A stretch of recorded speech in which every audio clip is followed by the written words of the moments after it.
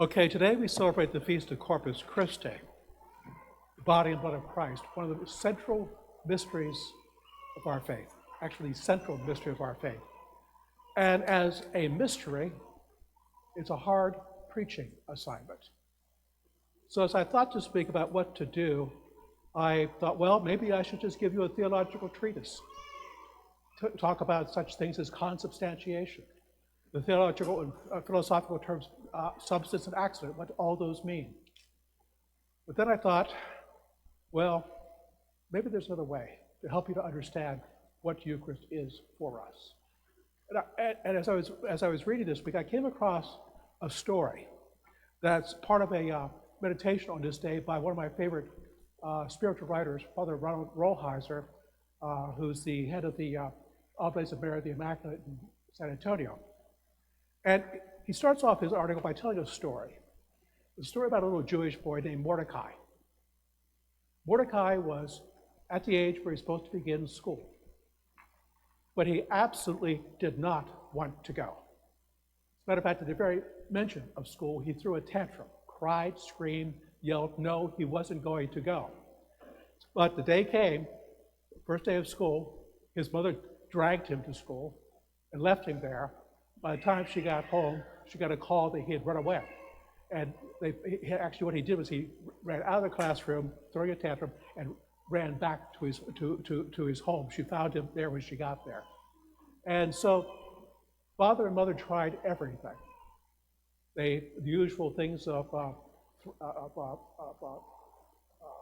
arguments, bribes, all kinds of things. The normal things you parents do to try to get your kids to do things. They tried to do that with him. And nothing worked. So finally, they went to see their rabbi. They told him all about this, and he said, well, since he won't respond to words, bring him to me. So they did, and when they entered into the rabbi's office, the rabbi said absolutely nothing. Instead, he just picked the little boy up and held him to his chest. He just held him there. And for the longest time, and then he gave him back to his parents. But after that, the little boy went to school without complaining, willingly. And in the course of his life, he grew up, became a renowned scholar and a rabbi himself.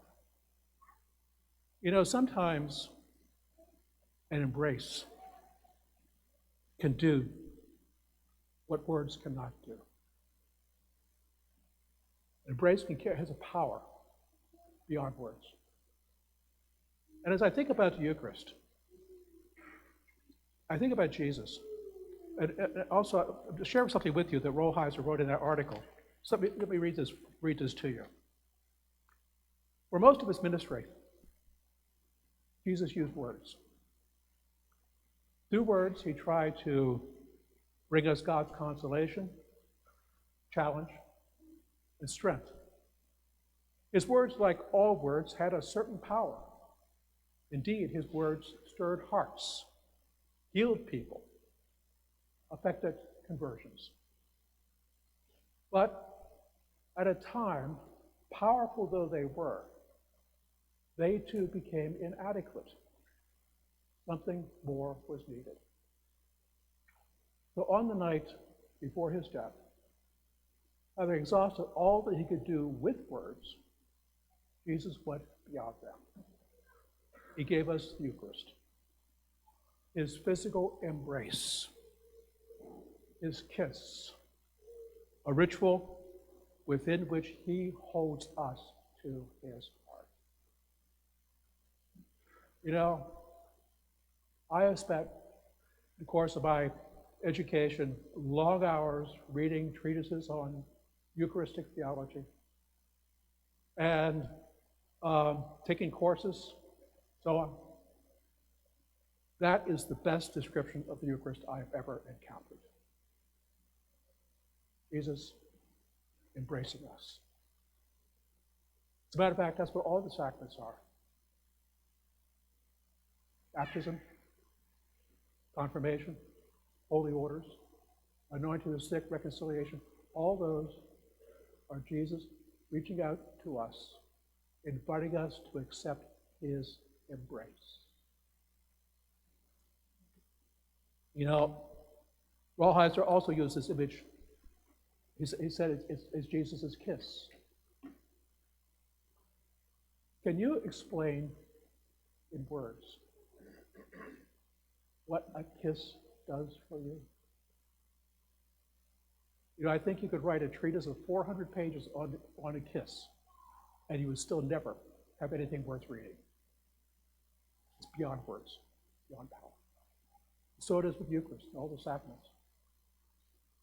Simply, Jesus inviting us into the gift of his love, his embrace, seeking to opening his arms to us and asking us to accept that in our lives. You know, as I said, we can read all kinds of theological treatises, but you know, all that stuff is in the head. The only way we can understand the Eucharist is in our hearts. I was talking to some priests this morning about this, and one of them was going on about all kinds of theological things about it's Jesus bowing before us and other kinds of things. I said, yeah, that's great images. But you know something? That's still all in the head. To really understand what this is, we have to open our hearts and accept the embrace of Jesus. Jesus reaching out to us. This may have a profound effect on us because you know something?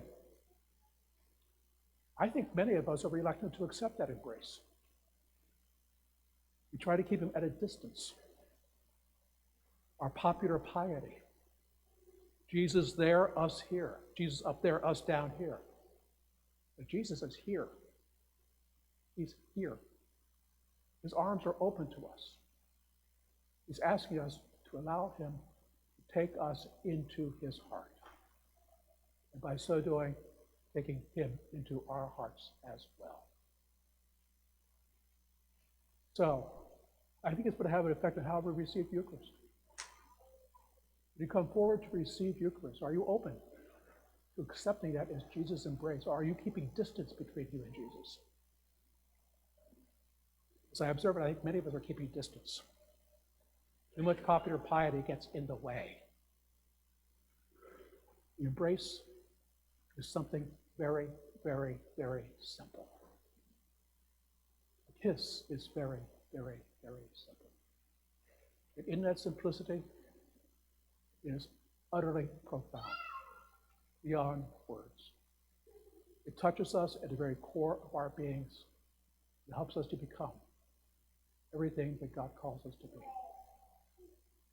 So it is a call for all of us on this Feast of Corpus Christi to simply open our hearts, accept that embrace of Jesus, allow him into our hearts, allow him to heal us, make us whole, allow him to love us so that we can love each other